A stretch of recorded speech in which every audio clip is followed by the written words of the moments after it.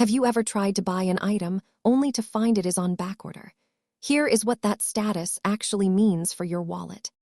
A backorder simply means the store has run out of stock, but they expect more units to arrive from the supplier soon.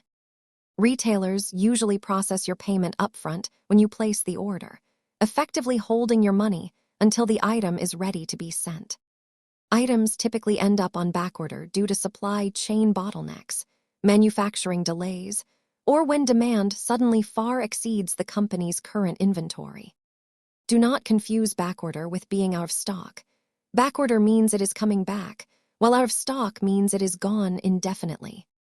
While many backorders are filled within a few days, some items can take weeks or months, depending on the complexity of the global supply chain. Before you commit your cash, always look for the estimated ship date.